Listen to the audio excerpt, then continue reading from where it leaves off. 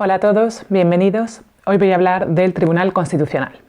La regulación del Tribunal Constitucional es bastante extensa. Por un lado se encuentra regulado en el título 9 de la Constitución, artículos 159 a 165, y por otro lado en una ley orgánica referida a dicho tribunal. Es la Ley Orgánica 2/1979 del Tribunal Constitucional.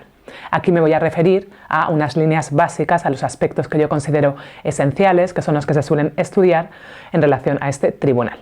Vamos a verlos. ¿Qué es el Tribunal Constitucional? Es el supremo intérprete de la Constitución.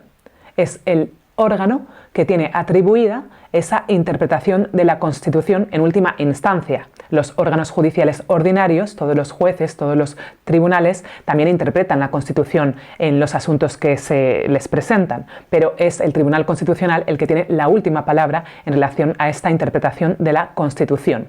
Es un órgano independiente de los demás órganos y, como dice el artículo 1 de esta Ley Orgánica 2/1979, extiende su jurisdicción a toda España y está sometido únicamente a la Constitución y a lo que dispone esta Ley Orgánica. Vamos a ver su composición. Se compone de 12 miembros.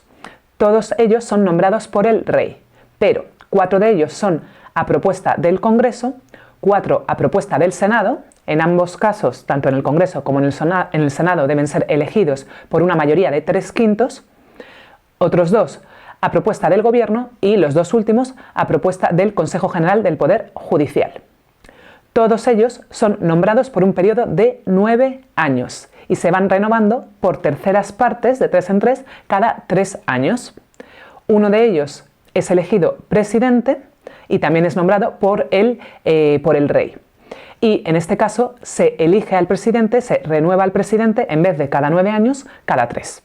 Pero ¿quiénes pueden ser miembros del Tribunal Constitucional? No todo el mundo puede ser elegido como miembro del Tribunal Constitucional, sino que únicamente lo pueden ser magistrados, fiscales, profesores de universidad, funcionarios o abogados, siempre que sean juristas de reconocida competencia con más de 15 años en el ejercicio de su profesión.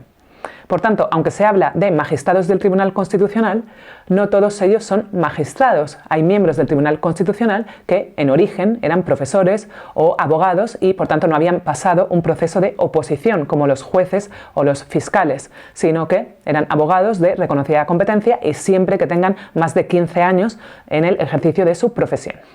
Respecto a la forma de organización del Tribunal Constitucional, este puede funcionar en pleno, es decir, con todos sus miembros, con los 12 miembros que hemos visto, en salas, que hay 2 salas, la sala primera y la sala segunda, con 6 magistrados cada una, y en secciones, que están formadas por 3 magistrados, uno que la preside y otros 2. ¿Cuáles son las competencias del Tribunal Constitucional?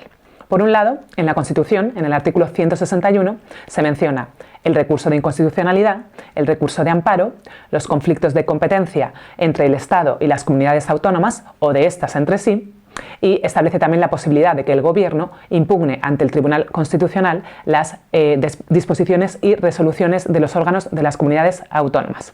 Y también dice que las demás competencias que le atribuya la Constitución y las leyes orgánicas, por lo que lo deja abierto. También el artículo 163 de la Constitución añade la cuestión de inconstitucionalidad.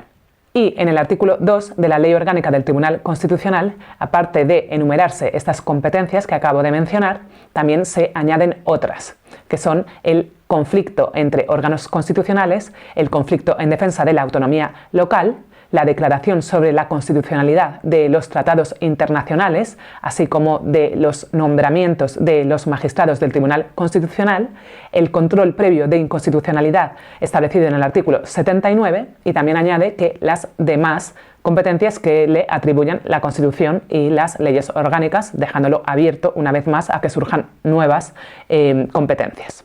También mencionar que la disposición adicional quinta de esta Ley Orgánica 2/1979 añade que también conoce el Tribunal Constitucional de los recursos contra las normas forales fiscales de los territorios de Álava, Guipúzcoa y Vizcaya, así como de las cuestiones prejudiciales que planteen los órganos judiciales sobre la validez de dichas normas.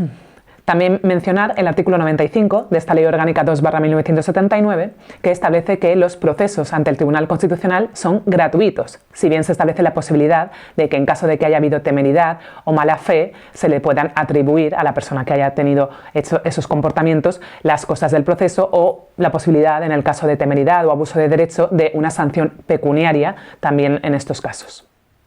Otra curiosidad es que el Tribunal Constitucional elabora sus propios presupuestos, si bien luego pasan a formar parte de los presupuestos generales del Estado, al igual que ocurre con otros órganos como las Cortes Generales o la Casa Real. Por último, mencionar también el artículo 164 de la Constitución, que establece que las sentencias del Tribunal Constitucional se publican en el Boletín Oficial del Estado y que tienen valor de cosa juzgada a partir del día siguiente de su publicación, y no cabe recurso alguno contra ellas.